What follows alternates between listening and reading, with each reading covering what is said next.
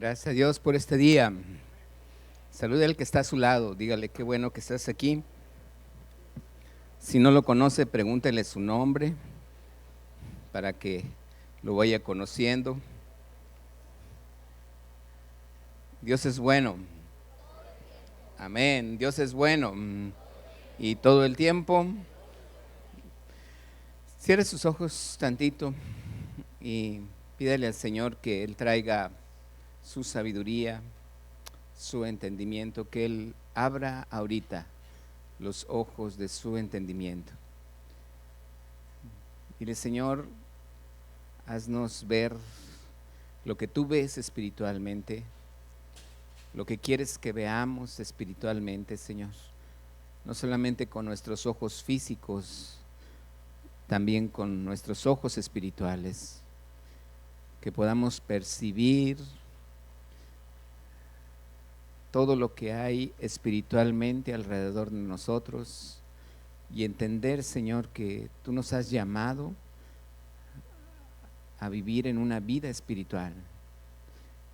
Señor, como resultado de eso, tú estarás proveyendo y supliendo siempre en todo lo material, Padre. Dile gracias por este tiempo, gracias por tu palabra, gracias por lo que tú quieres enseñarnos hoy.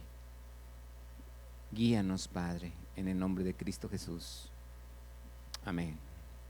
Amén.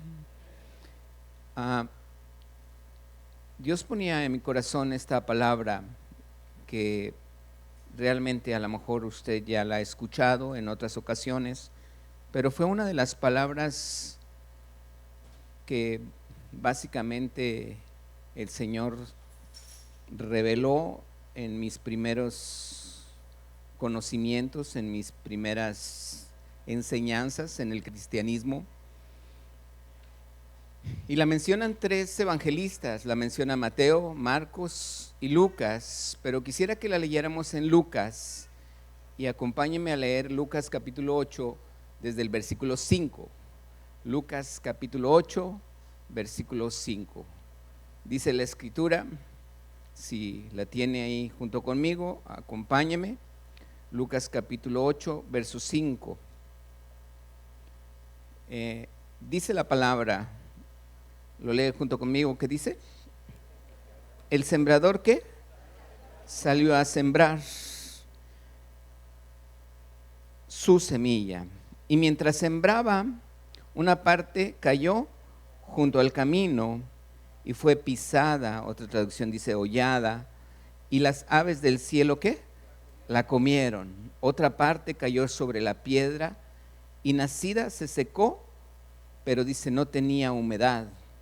Otra parte cayó entre espinos y los espinos que nacieron juntamente con ella la ahogaron. Otra parte cayó en buena tierra, nació, llevó fruto al 100 por 1. Hablando estas cosas decía a gran voz, léalo conmigo, ¿qué dice? ¿Qué decía a gran voz? El que tiene oídos para oír, ¿qué? Oiga. Fíjese bien lo que dice esta escritura. El que tiene oídos para oír, ¿qué? Oiga. Y aquí dice la palabra que sus discípulos, después de cuando él compartió, le preguntaron diciendo, ¿qué significa esta parábola? Y él les dijo, a vosotros es dado a conocer los misterios del reino, pero a los otros por parábolas, para que viendo no vean y oyendo no entiendan. Y él empieza a explicar la parábola del reino. Esta escritura, créame que para mí es algo como entender cómo Jesús empezó su ministerio. Jesús empieza un ministerio en la tierra y cualquiera pudiera pensar que estaban esperando un libertador. En ese entonces el pueblo de Israel vivía bajo un dominio, el Imperio Romano. Y los romanos, cuando empiezan a crecer y empiezan a ganar toda Europa, el Imperio Romano empieza a extenderse hacia Asia y llega hasta Jerusalén. Eso es lo que un imperio trata de hacer. quitar el imperio que existe, quitar el gobierno que hay, quitarlo y establecer sus leyes, establecer sus creencias, establecer sus normas, establecer lo que ese imperio quiere ser grande. Entonces, en este aspecto, Israel ya había tenido un rey muy poderoso que se llamaba Salomón. El pueblo había experimentado algo glorioso con Salomón. Era algo que a lo mejor todos los judíos querían volver a tener lo que hacía mucho tiempo habían tenido. Y entonces ellos querían nuevamente vivir esa gloria, vivir la gloria cuando el rey Salomón, vivir como Dios bajaba y consumía las ofrendas y era una gloria que se vivía y era algo poderoso. Y ellos estaban esperando un Mesías. ¿Por qué? Porque querían volver a vivir aquellos tiempos. Y sucede que viene un Mesías. Imagínese usted está buscando a una persona que quiere que le conteste todas las respuestas que usted tiene ahorita, quiere que ahorita le diga todo lo que está viviendo porque usted quiere ya y anhela y necesita salir de donde está y usted quiere nuevas respuestas y quiere algo, y luego viene un Mesías y se pone a platicar cuentos. Bueno, no cuentos porque no eran cuentos, dice la palabra que eran ¿qué? Parábolas. Y ahí es donde muchos de nosotros también chocamos. Y luego empieza a platicar una parábola y cualquiera diría, oye, pues ¿cómo le va a hacer este Mesías? Imagínese usted, no está escuchando una parábola, pero usted está pensando que Él es el Mesías. La última pregunta que le hacen los discípulos a Jesús cuando Jesús asciende al cielo, antes de que ascendiera al cielo, les dice, ¿restaurarás el reino a Israel? Porque él sentía la opresión. Israel sentía la opresión ¿de quién? De los romanos. Y entonces era algo que el pueblo de judío quería, un libertador, un Mesías que nos enseñe, que nos diga cómo. Y ven a Jesús y viene de la manera menos esperada. A lo mejor unos esperaban que llegara en un caballo con un ejército. A lo mejor otros esperaban que una revuelta, que empezara a tener dinero y le invirtiera para comprar armas a Egipto y se levantaran contra los romanos y les ganaran a los romanos y pelearan la buena batalla. A lo mejor ya conociendo un poquito las manera en la que Jesús estaba hablando, pues a lo mejor pensaron, va a traer muchos ángeles. O a lo mejor va a ser como descender fuego del cielo y va a destruir a todos los malvados. Pero se topan con un hombre que empieza a hablar parábolas. Y allí es donde dice uno, bueno, ¿y por qué Jesús empieza de esta manera? Esta escritura, esta parábola que Jesús menciona es tan impactante que a lo mejor usted y yo no alcanzamos a comprender lo que realmente me está diciendo. En días pasados yo platicaba con un matrimonio y este matrimonio, él me comentaba la manera de hacer ventas. De repente hay gente que pues a lo mejor a eso se dedica, hace ventas. Yo no sé si usted es bueno para vender o no es bueno para vender. El punto es para mí que yo a lo mejor no soy bueno para vender. Si me pusieran un negocio de esos, a lo mejor no sabría vender. Pero déjeme le digo algo que aprendo aquí en esta parábola. Él me decía, hay ocasiones que hay un vendedor que le está tratando de vender a la persona A y nunca le vende, nunca compra. Esa persona A nunca le compra. Y él está insistiendo en venderle y nunca le compró. Y sin embargo llega otro vendedor y a la primera que le vende, ¿qué crees que pasa? Le compra. Y entonces este vendedor va contento, alegre, diciéndole, yo le vendí. Y el otro dice, oye, yo nunca le pude vender. Y entonces uno dice, ¿por qué? ¿Cuál es tu deducción cuando ves a alguien que tiene esa gracia para poder vender? Yo creo que muchos entendemos que hay gente que tiene gracia para vender. ¿Sí estás aquí? Okay. Hay mucha gente que tiene gracia para vender. Hay otros que no la tenemos. Y hay otros que batallamos a lo mejor. Pero imagínate, Jesús nos enseña algo muy diferente. Porque aquí el que se lleva la gloria, ¿quién es? Es el vendedor. ¿Estamos de acuerdo? ¿Quién se lleva la gloria? El vendedor.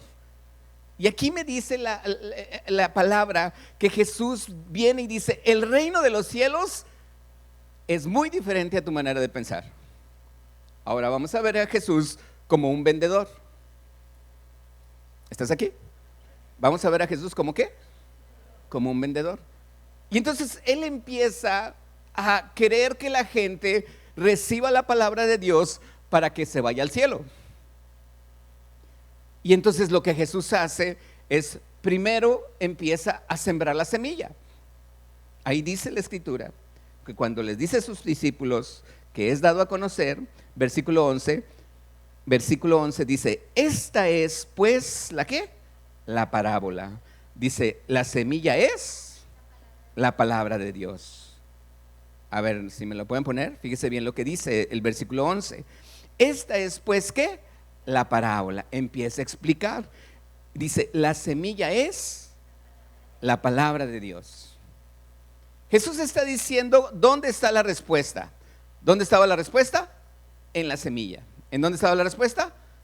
En la semilla. ¿En dónde estaba la respuesta? Repita conmigo: en la semilla. Ahí está la respuesta.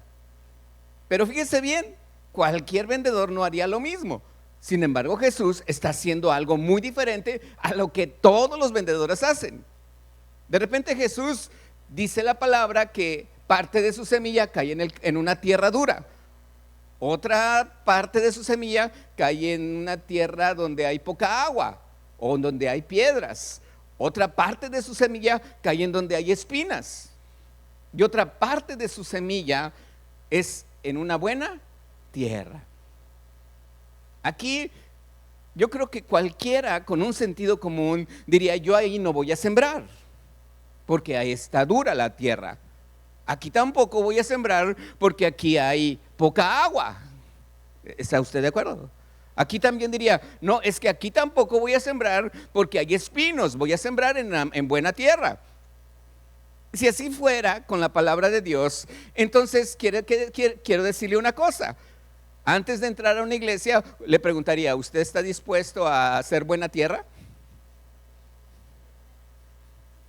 Porque si no está dispuesto a hacer buena tierra, entonces no entre. Está aquí. Sin embargo, Jesús, ¿qué hizo? ¿Qué puso? ¿La semilla en dónde? En todas las tierras. Entonces no depende del vendedor. ¿De quién depende? De la tierra. ¿Estás aquí? No depende del vendedor. ¿Depende de quién? De la tierra. Porque simplemente lo que Jesús hace es sembrar ¿qué? Su semilla. ¿Qué es la semilla? La palabra de Dios. Aquí no es Jesús diciendo: oh, qué felicidad, qué bendición, tengo mucho fruto porque he sembrado en buena semilla, en buena tierra. Y es la misma semilla que Jesús siembra en todas las tierras. Cualquiera de nosotros diría lo contrario: no siembres allá, pero Jesús sembró en todas las tierras, esperando que ¿qué? Que diera ¿qué? Fruto. Yo creo que todos esperamos que dé fruto, ¿verdad que sí? Entonces no depende del sembrador en este caso. Y es lo que Jesús está diciendo. En este caso, en el reino de los cielos, no depende del sembrador. ¿Depende de quién? De la tierra. ¿Está usted aquí? Yo me aseguro, y en este caso yo lo he leído varias veces, y veo cómo Jesús de repente juntaba masas, miles, 5,000, les dio de comer a 5,000 y predicó la palabra. ¿Dónde estaban esos 5,000 cuando Él fue crucificado? Cuando vieron el milagro tan grande, 5,000 hombres sin contar mujeres ni niños, ¿verdad? ¿Dónde estaban cuando Él estaba siendo crucificado? Te aseguro que si hubieran estado allí, cuando no le crucifiquen porque Él hace milagros, pero no estaba ni uno. En los problemas, Allí no estaba toda la multitud. ¿Qué quiere decir? Que a Jesús lo escuchaban multitudes, pero muchos de ellos iban nada más para ver qué decía. Y si decía algo mal, lo iban a juzgar y lo iban a criticar. La segunda, que yo me imagino, estaban escuchando a ver si les hablaba de política, a ver si les hablaba de una manera en la que ellos pudieran entender y saber cómo Israel iba a restaurar el reino. Otros escuchaban a Jesús y empezaban a decir, creo que ya le estoy entendiendo, creo que está diciendo algo interesante, wow, eso me gusta. Por eso es que Jesús no era predicar por predicar. Si él sabía que no iban a entender la gente, pues mejor ni les predicaba, pero él seguía predicando. Y dice en el versículo 10, el que tenga oídos para oír, ¿qué? Oiga. ¿Qué quiere decir? Que Jesús sabía que de toda la gente a la que le predicó eran contados los que iban a entender. Eran contados los que realmente iban a decir, ya estoy captando lo que Jesús está diciendo. De los 5,000 o 10,000 personas, Jesús sabía que eran contados. ¿Por qué? Porque él sabía que así es el reino de los cielos. Quiero decirle, el reino romano gana tantas victorias, invade tantos países, ¿y cómo se quedó? Con el mismo territorio con el que empezó. Jesús empezó así, con 12 discípulos y un puño de mujeres, dice la escritura, así lo dice Lucas. 12 discípulos y un puño de mujeres. Y enos aquí. Amén. ¿A raíz de qué? De 12 discípulos y un puño de mujeres. ¿Qué era lo que estaba pensando Jesús? ¿Qué había en su pensamiento? Si yo logro convencer a 12 discípulos, entender que su tierra es grande, imagínense lo que estaba pensando Jesús, que iban a dar fruto, que iba a dar como el helecho, su testimonio iba a aventar tantas esporas por todo el mundo que al final de cuentas todo el mundo iba a dar fruto como él quería. Que es lo único que espera Jesús, un día venir y sacar la cosecha de todo lo que se hizo. Dice la palabra entonces que la respuesta es, ¿dónde está la respuesta? En la semilla. ¿Dónde está la respuesta? En la semilla, porque la semilla es ¿qué? La palabra de Dios. A veces esto nos choca un poco porque no lo comprendemos, pero déjeme le digo algo. Cuando yo estaba en segundo de secundaria, hace como 10 años, bueno, un poquito más. Cuando yo estaba en segundo de secundaria, había una clase con una maestra que se llamaba María Julia Lafuente. No, no es cierto, esa es una periodista. Pero sí se llamaba Julia, no me acuerdo de su apellido. Y esta maestra era muy estricta, era demasiado estricta. Y cuando ella dio una clase, yo no sé qué pasó en ese día, yo no sé si mi mamá me dio de desayunar diferente, porque yo capté la clase de química así, la entendí súper bien. Nadie me enseñó, yo nunca había visto lo que ella estaba diciendo, y eran unas fórmulas en química que yo ahorita ni me acuerdo, no me pregunte, pero cuando yo lo vi dije, wow, esto está bien padre y está bien sencillo, y lo capté tan impactante que para mí fue como cualquier otra clase. A la semana tuvimos un examen de eso, y cuando puso el examen, pues para mí yo lo contesté tan rápido y lo contesté tan fácil que cuando al final la maestra da los resultados de todos los 52, porque éramos 52 alumnos en secundaria, yo era el número 52 precisamente, y como mi apellido es Treviño, yo era de los últimos. Entonces finalmente ella da las clases, muchos reprobados, y cuando dice mi resultado, dice: tú tuviste 10. Yo dije, wow, qué bendición, saqué 10. Fueron 3 exámenes, A los 3 yo saqué 10 en química, no estudié química, soy ingeniero en sistemas. Pero al final siempre decían que esta maestra nunca exentaba a nadie, que aunque hubieras sacado puro 10, tú no exentabas, ella no exentabas y tenías que presentar el examen. Entonces yo me preparo, estudio, llego ese día al examen y nos lo pone un maestro que nos daba inglés. El examen nos lo puso un maestro que no era la profesora Julia, nos lo pone otro maestro.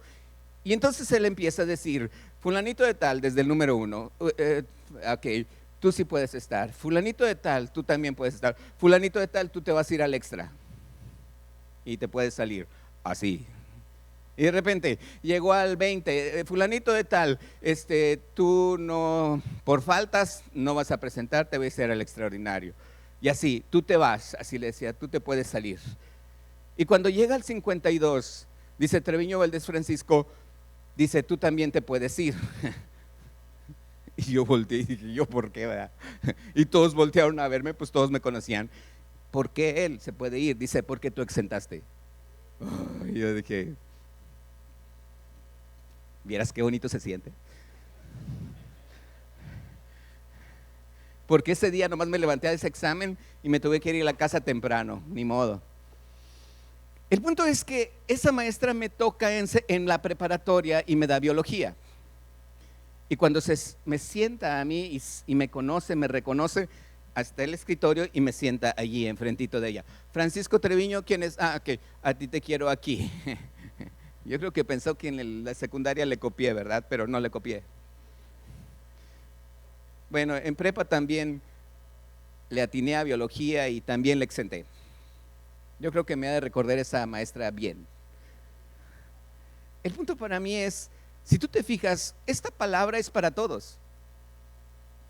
Como el caso de una maestra que da la clase y se las da a todos. Igual, pone los mismos ejemplos, hace las mismas expresiones, todo es igual, todo es igual, todo es lo mismo. No estás, a ti no te estoy diciendo algo en secreto para que tú pases en 10 y a los otros les digo otra cosa. A todos están recibiendo ¿qué? La misma palabra. Pero hay alguien que sí le está entendiendo. Hay alguien que a lo mejor está pensando en ¿qué voy a comer ahorita saliendo? Hay alguien que está pensando en otra cosa a lo mejor ahorita. Por eso Jesús riega y pone la semilla. ¿En dónde? En todos. Y por eso Jesús dice, el que tenga oídos para oír, oiga. Porque Jesús sabía que entre toda la multitud iba a haber algunos cuantos que podían estar escuchando esa palabra. Estar aprendiendo y estar entendiendo que en qué consiste el reino de los cielos. Y Jesús no era alguien a decir, wow, hoy tuve 5,000, espero que para el próximo domingo vengan los otros 5,000 otra vez. No, Él no estaba pensando en multitudes. Él sabía que muchas veces las multitudes pueden llevar al hombre a una cierta gloria de decir, oh, ya tengo la iglesia más grande. Y Jesús no era así. Jesús esperaba que hubiera discípulos. Jesús esperaba que hubiera gente que aprendiera, que conociera, que muriera hasta el fin por algo que Dios hizo en su corazón, por algo que Dios abrió en su corazón la pauta para decir, Jesús es Señor, Jesús es Dios, Jesús es Rey. Llegó un momento donde aún judíos que estaban allí escuchándole, alguno de ellos, uno se llamaba José de Arimatea y otro se llamaba Nicodemo. Dice la escritura que cuando Jesús fue crucificado, él pidió el cuerpo de Jesús. Ese discípulo judío junto con Nicodemo no eran de los que andaban con Jesús. Sus 12 discípulos lo abandonaron y se fueron. Jesús ya lo sabía y se los había dicho. Pero fueron 2 judíos que aprendieron, que entendieron que ellos no eran del vulgo, que ellos eran letrados en la palabra, y cuando escuchaban a Jesús le creían y creían en Jesucristo, y sin embargo tenían que estar allá con los judíos porque no querían ser sacados de la sinagoga. Pero cuando Jesús muere, José de Arimateo va con Pilato y le dice que le dé el cuerpo, y Pilato le dice: ya se murió, sí, quédatelo con él. Fue él quien lleva a Jesús con Nicodemo y lo pone en una tumba nueva. ¿Cómo es que en muchas ocasiones yo puedo entender que hay gente que a lo mejor ni me está escuchando como pastor, que ni me está poniendo atención? Y eso nos pasa mucho a los maestros, que de repente es la persona que sacó 10 y que exentó todo, y dices tú: yo pensé que este nomás andaba en la luna. Yo no sé si conoces gente así, pero yo conozco varios que de repente son tan distraídos, a lo mejor tú pudieras pensar: este ni me hace caso, y a lo de Lora es la gente que más te está poniendo atención. ¿Cómo es el reino de Dios? ¿Cómo entender qué es el reino de Dios? ¿Cómo saber por qué Dios viene y dice las cosas de diferente manera? Yo quisiera tener, y lo he platicado aquí con mis discípulos, yo quisiera tener como unas 6 iglesias igualitas que esta en todo Tijuana. Pero pues no me puedo multiplicar, no puedo estar en 2 lugares al mismo tiempo. Pero te voy a decir que sí se puede. ¿Tú crees que sí se puede estar en 2 lugares al mismo tiempo? Bueno, te voy a decir que yo sí estuve en 2 lugares al mismo tiempo, y en los 2 prediqué al mismo tiempo. No por pantallas, porque todavía no había ni internet. Si estabas pensando que era por pantallas, no. Yo hablé con mis discípulos en Saltillo y les dije: tengo este evento en la iglesia y tengo este evento en tal escuela. Es el mismo día y a la misma hora. Les dije: ¿ustedes creen que yo puedo estar en los 2 lugares al mismo tiempo? ¿Sabes qué me dijeron mis discípulos? Sí se puede, pastor. ¿Cómo crees que le hicieron? ¿Cómo crees que le hice? Finalmente yo estuve en un lugar y todos los demás estuvieron en el otro lugar. ¿Sabes que nadie notó mi ausencia? ¿Por qué crees?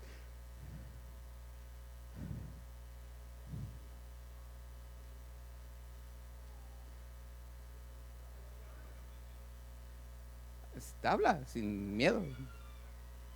¿Cómo? Porque es Dios quien está con nosotros. Eso es valiosísimo. Pero hay algo más. No oigo. Hay un fruto. ¿Cómo? Más fuerte. No. Aprendieron bien. ¿Y qué aprendieron? Todo lo que yo les he enseñado. De repente yo pongo aquí, ya pongo el aire y lo pongo de una manera, y prendo esto y hago lo otro, y checo que se esté prendido y que el púlpito esté aquí, y de repente ya no hago nada. ¿Por qué qué? Porque hay otros que lo hacen igual que yo. Ese día en la iglesia, yo le dije a la pastora, le dije: no voy a estar yo, pero van a estar mis discípulos. Pero no va a faltar nada. Le dije: no va a faltar nada, todo se va a cumplir, todo igualito. Mi esposa y yo tenemos que estar ahí en la escuela porque es fin de año y tengo que dar palabras allá y tengo que estar allá. Entonces ellos hicieron todo aquí, hasta recogieron lo último, acomodaron las sillas, limpiaron, trapearon, se llevaron la basura y dejaron como si nada hubiera pasado. ¿Por qué? Porque todos aprendieron lo mismo. Jesús es el que dice: yo quiero ser igual que tú.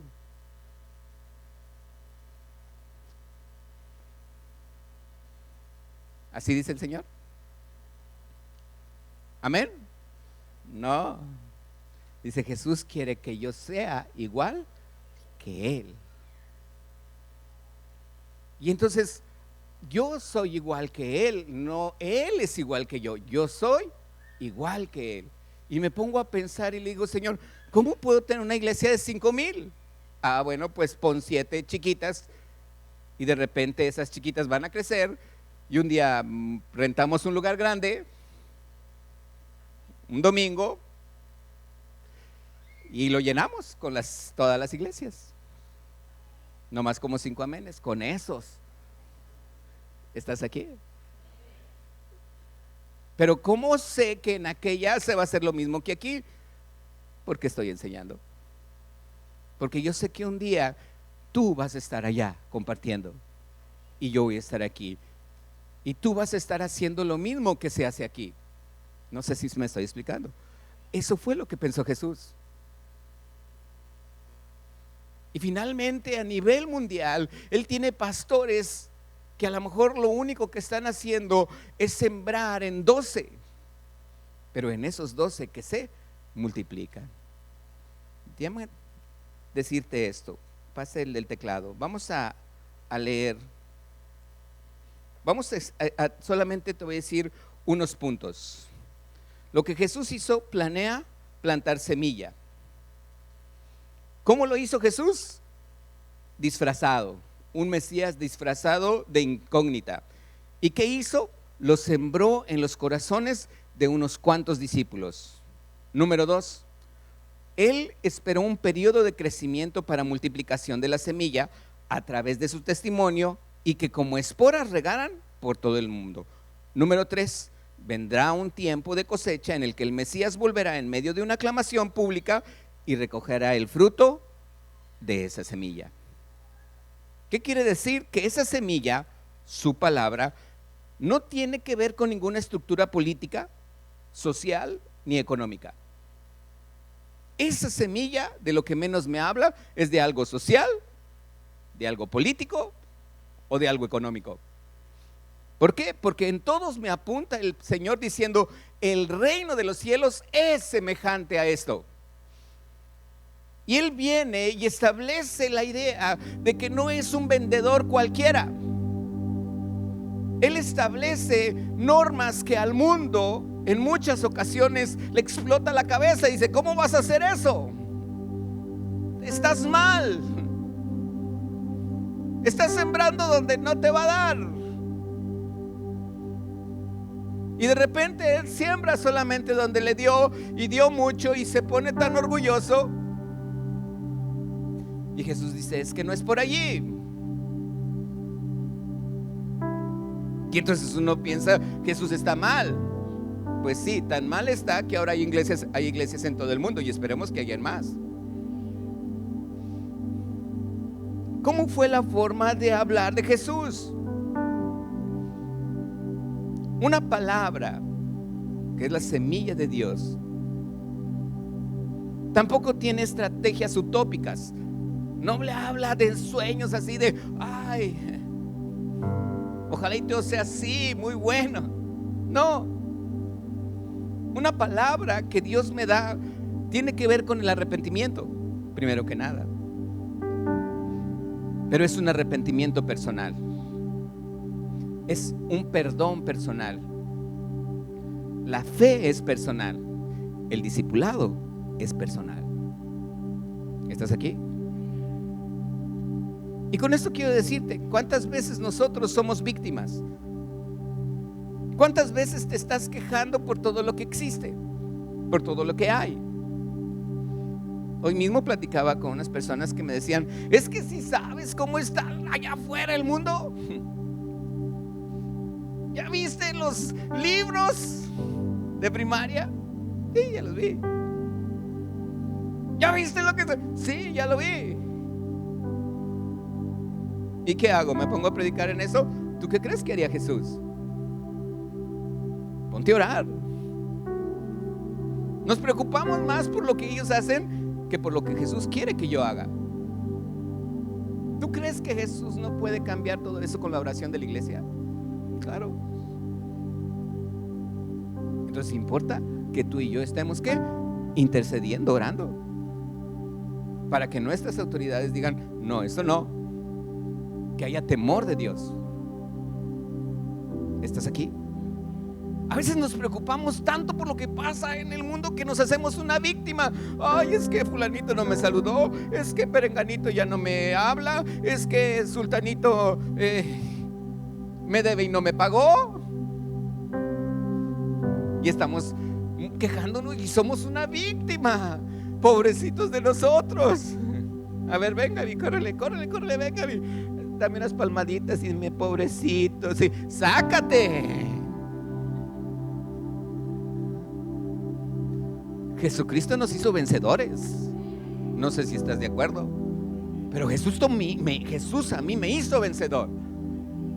Había problemas de ese tipo, sí los había, y peores. Si tú ves en la historia, por los años de 1300, 1400, eran los peores momentos donde precisamente a los que se levantaban en contra, que eran los cristianos, los ponían como antorchas en la calle. Nosotros nos quejamos y nos ponemos a temblar por cosas por eso. No, yo soy vencedor, yo no soy víctima.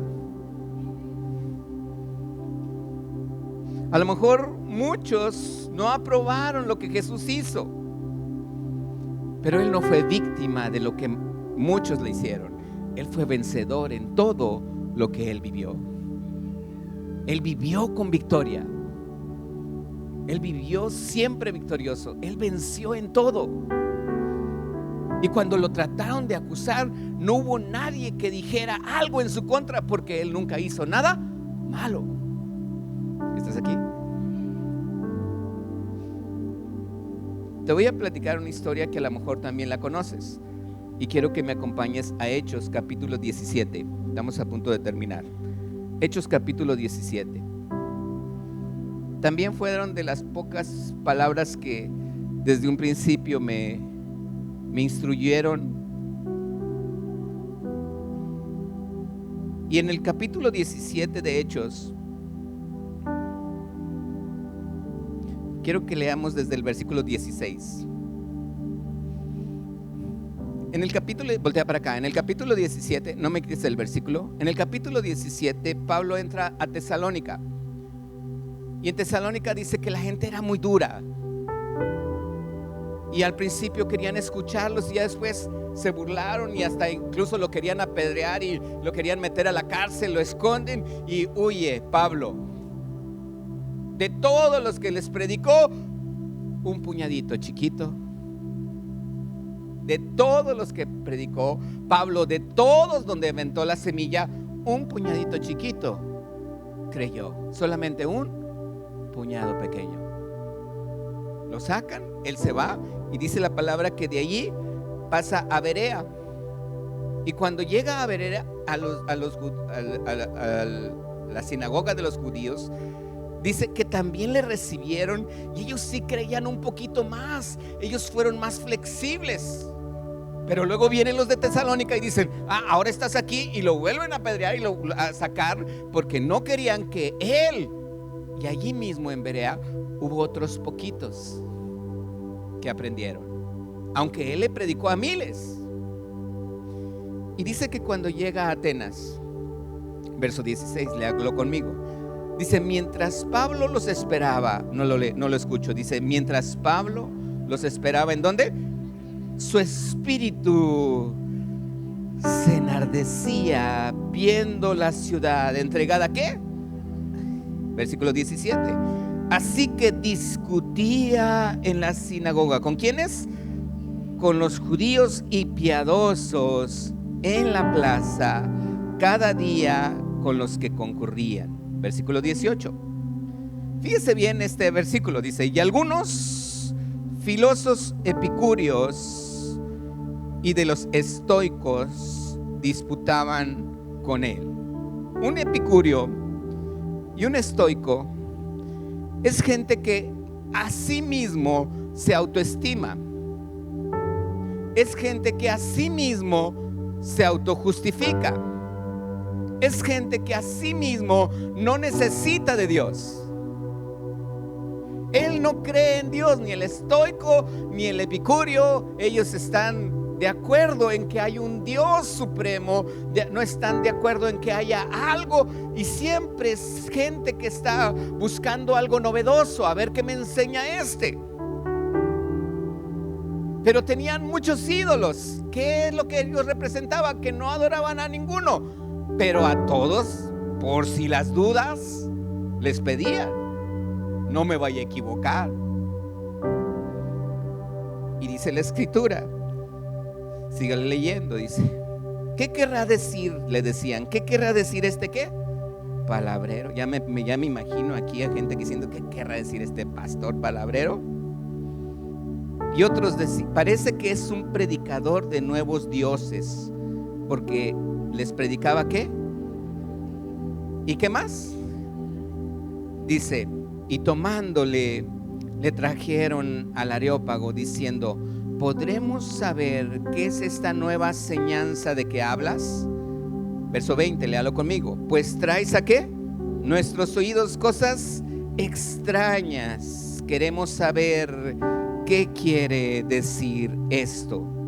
Verso 21. Porque todos los atenienses y extranjeros residentes allí en ninguna otra cosa se interesaban sino en decir, oír o en oír algo nuevo. Entonces Pablo, fíjese bien, puesto en pie en medio del Areópago, dijo: varones atenienses, en todo observo que sois muy, porque pasando y mirando vuestros santuarios, hallé también un altar en el cual estaba esta inscripción: al Dios no conocido. ¿Qué quiere decir? Que Pablo llega al Areópago y ya había ido 2, 3 ocasiones a lo mejor, y había altares grandes, así como mesitas, pero eran grandes, y en cada uno había una imagen, había una figura. En cada uno había alguien, que el del trueno, que el del universo, que el del mar, que el del X, y todos. Pero había uno que estaba vacío, no había nada. Y luego seguían otros dioses, otras estatuas allá, pero este no tenía nada. Y aquí decía: al Dios no conocido. Y Pablo les dice: a ese que ustedes adoran sin conocerlo, a ese les vengo a predicar yo. Y dice la escritura: el Dios que hizo, fíjese bien cómo empieza con los epicúreos y los estoicos. Dice: el Dios que hizo ¿qué? El mundo y todas las cosas que en él hay. Que no se te olvide, mi hermano, que no se te olvide que esto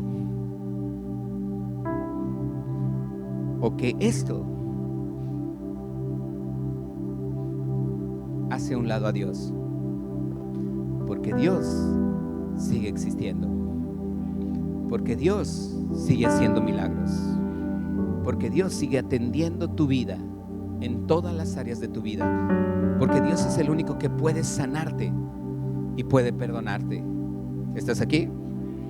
Dice la escritura: el Dios que hizo el mundo y todas las cosas que en él hay, siendo el Señor del cielo y de la tierra, no habita en templos hechos por manos humanas, ni es honrado por manos de hombres, como si necesitase de algo, pues Él es quien da a todos vida y aliento y todas las cosas. ¿Quién da vida y aliento?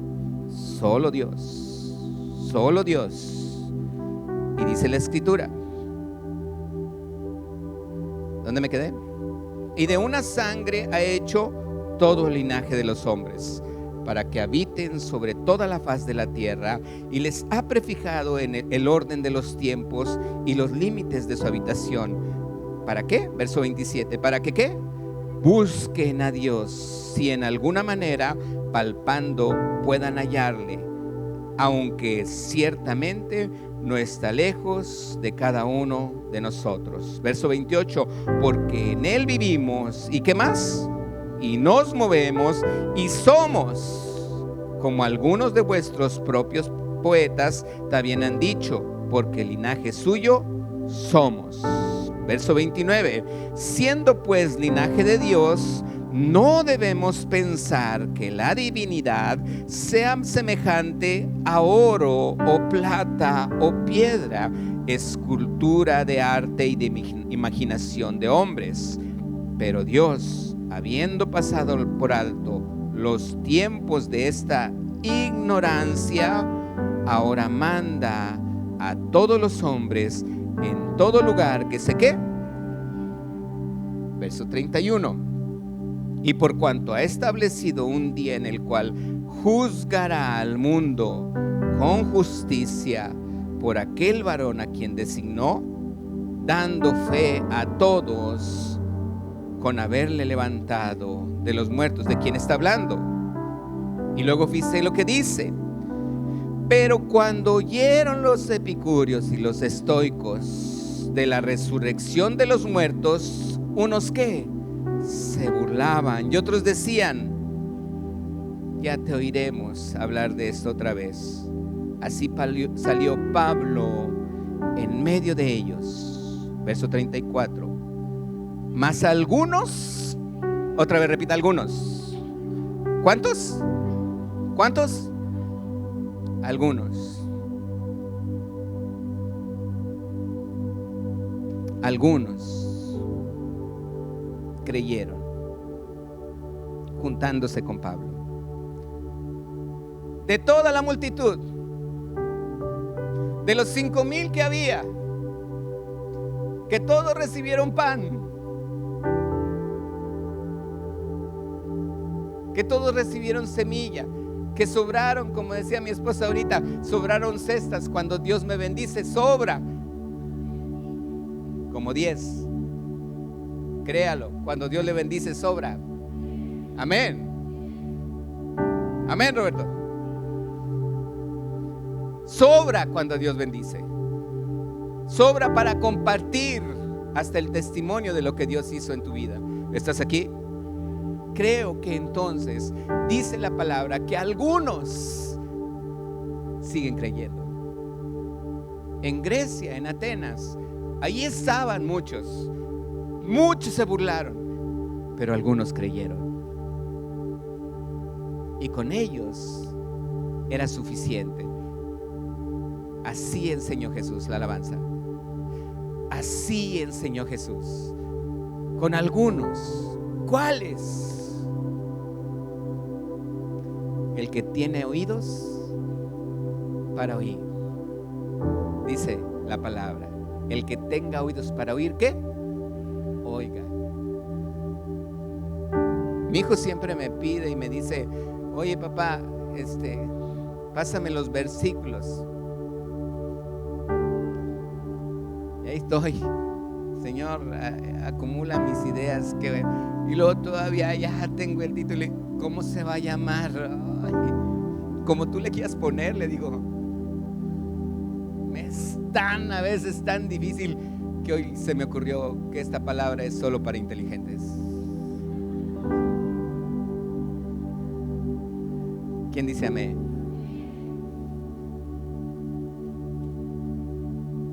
Es solo para quien tiene oídos para oír. ¿Está usted aquí? Yo creo que Dios ha venido con un propósito. Imagínense 12. Uno de ellos, obviamente, Judas, que le traicionó y se ahorcó. Pero de ahí escogen a Matías. Y fueron 12. Y si supiera cómo murieron, el único que muere por muerte natural es Juan. Pero si supiera cómo murió Mateo, si supiera cómo murieron otros, descuartizados, quemados en el Coliseo romano, y todo porque no negaron a Jesús, todo porque no querían negar de que Jesús resucitó. Porque el decir que Jesús había resucitado era algo para muchos que se burlaban y no le creían. Y sin embargo, esos 12 no podían negar que Jesús verdaderamente resucitó. Muchos de nosotros pudimos estar aquí no como Judas, pero pudiéramos estar a lo mejor como Tomás. ¿Cuál es el dicho de Tomás? ¿Sí se lo sabe? ¿Cuál es el dicho de Tomás? Hasta no ver, no creer. Sin embargo, cuando Jesús se aparece, cuando está Tomás, es el primero que le dice: mete tu dedo, mete tu mano en mi costado. Dice que Tomás, arrepentido, le dijo: Señor mío y Dios mío. Y Jesús le dijo: porque viste, creíste. Dice: más bienaventurados son los que sin ver creyeron. Más bienaventurado eres, porque sin verlo hemos creído. ¿Estás aquí?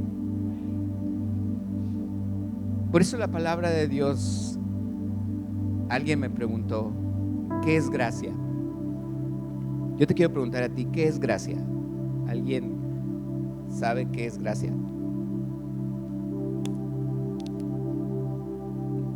¿Nadie?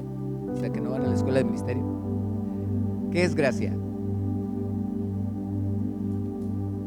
Dice: regalo no merecido, el amor de Dios. ¿Qué más?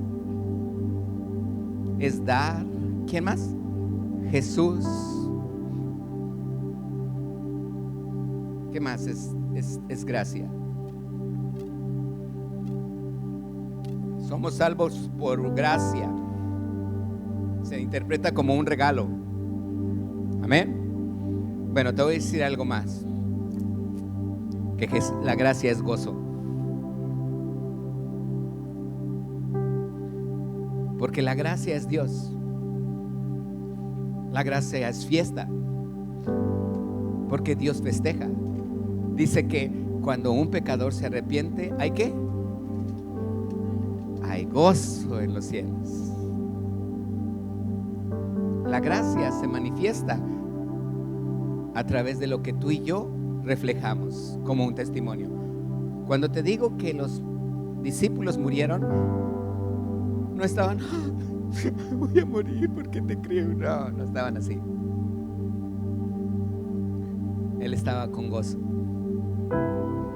Cuando meten a Juan en el Coliseo, en una olla de aceite ardiendo. ¿Cómo?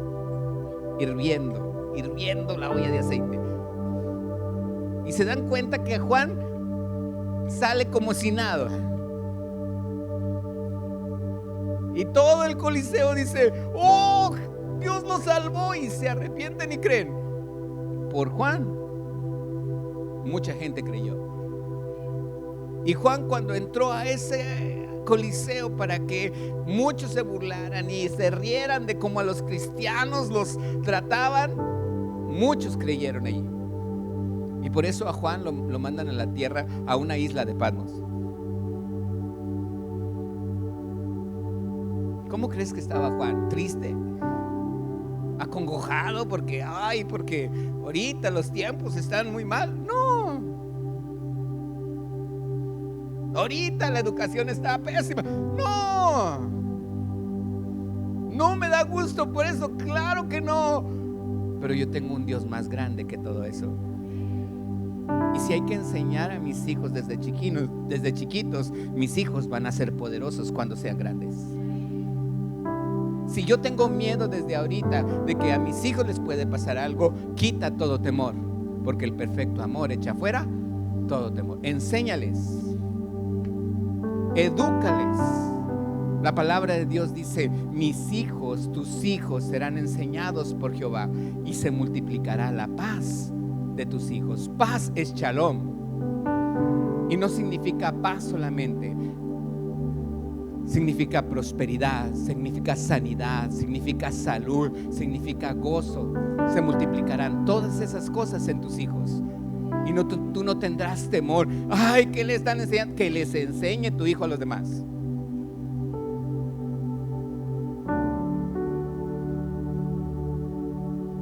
estaban chicos ellos, ya los voy a spoilear.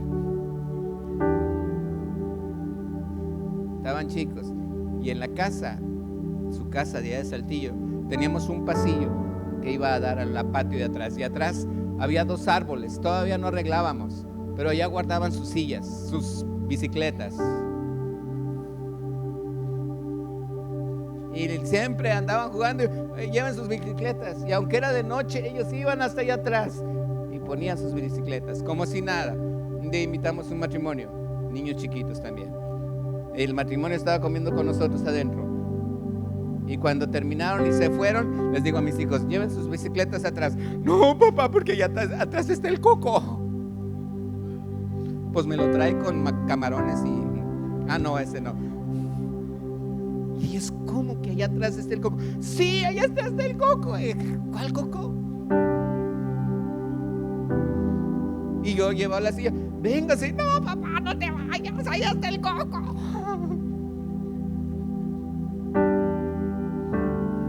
Venga, no hay nada, venga. Ahí van conmigo. Ahí está el coco. Sí, nunca había estado. Los puse atrás. ¿Dónde está? No, no está, no hay nadie. ¿Qué ves? ¿Cuál coco?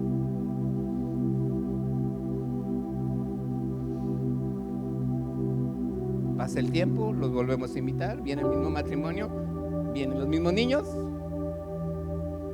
y les volvían a decir, allá atrás está. Y mis hijos, no, ven, no hay nadie acá atrás, no hay nadie. Esta casa es de Dios. Esta casa está cubierta con la sangre de Cristo. Allá no puede estar nadie. Ellos le enseñaron a sus amiguitos, no yo, ellos. Tu hijo puede vivir una victoria cuando tú le enseñas. ¿Esto es aquí? Tu hijo puede salir vencedor y no ser una víctima, sino ser un ¿qué? Vencedor. En medio de un mundo que ya sabemos que puede ser como sea, tus hijos saldrán victoriosos.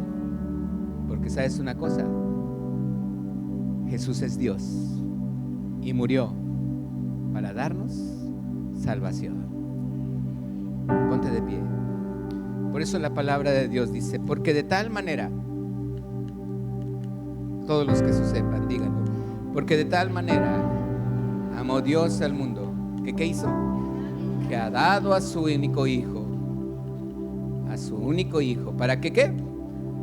Todo aquel que en él cree no se pierda, mas tenga vida eterna. ¿Tú crees en Jesucristo?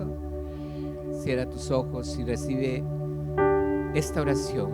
Declara esta oración junto conmigo. Si tú vienes por primera vez y nunca la has hecho, dila hoy. Dile, Señor Jesús, hoy reconozco que tú eres Dios, que tú viniste a este mundo no solamente a hacer milagros, no solamente a establecer normas acerca del reino de los cielos, sino viniste a morir en una cruz y diste tu vida porque me amas tanto. Dile gracias, Señor, porque hoy recibo ese amor. Hoy creo, Jesús, que me has amado aún más de lo que yo mismo me amo a mí, Señor. Ahora he comprendido que hay alguien que me ha amado aún como soy. Dile gracias, Jesús. Gracias por tanto amor, por todo lo que sufriste, por todo lo que viviste allí en la cruz del Calvario, por esos látigos que recibiste, por esa corona de espinas, por esos clavos. Gracias, Señor, porque en cada cosa, en cada burla que hicieron de ti, Señor, tú lo recibiste para que yo no lo recibiera. Gracias por tanto amor, Jesús. Dile hoy, no te escucho, dile hoy, Señor, te pido perdón, Señor. Hoy yo me arrepiento Si en alguna vez me burlé, si en alguna vez te ofendí, dile perdóname, Señor. Hoy yo me arrepiento. Yo creo, Señor, en tu palabra. Yo creo que tienes mucho para darme y que hoy, Señor Jesús, puedo abrir mi corazón y decirte: entra y cena conmigo, convive conmigo. Hoy te reconozco. Díselo con voz alta, dile: hoy te reconozco como mi Señor y mi Salvador. Y yo creo que de hoy en adelante me llenarás con tu Espíritu Santo. Y aunque vengan problemas o situaciones difíciles, hoy, Señor Jesús, tú cubres mi vida con tu preciosa sangre y me unges para poder saber cómo moverme en este mundo lleno de problemas, pero que para mí está lleno de oportunidades de dar a conocer tu nombre. Dile: te amo. Dile: te amo, Señor Jesús. Solo tú eres santo,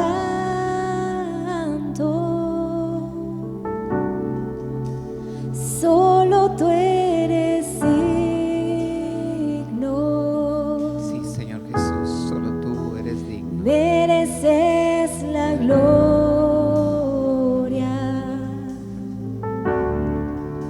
solo tú, Jesús.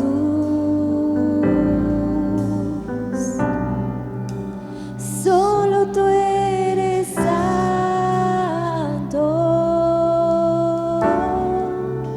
solo tú eres digno, mereces la gloria, solo tú, Jesús. Mientras cantan en un volumen más bajo, Solo tú eres santo.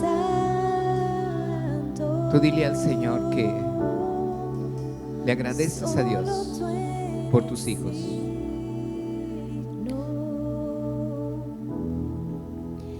Dile al Señor que no tienes palabras para expresarle lo que ha hecho por ti. Dile al Señor que hay familias aquí que están celebrando que sus hijos han terminado su universidad.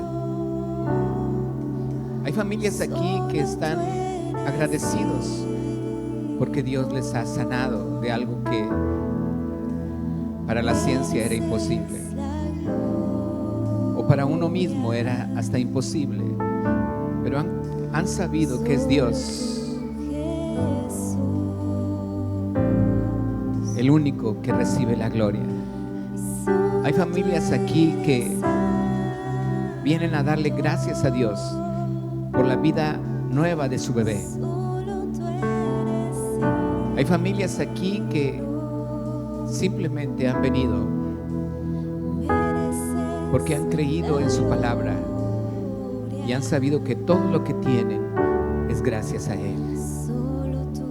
Así es que dile al Señor hoy: gracias, Padre, por mi sanidad. Gracias por esos años en la universidad de mi hijo, o aquellos que han tenido un nuevo trabajo o van a tener un nuevo trabajo. Dile: gracias, Señor, porque mi vida sigue siendo cuidada y seguirá siendo cuidada, porque tú me amas, Señor, porque tu amor es tan grande para conmigo. Dile: Señor, gracias. Dile: solo tú eres digno, Señor Jesús.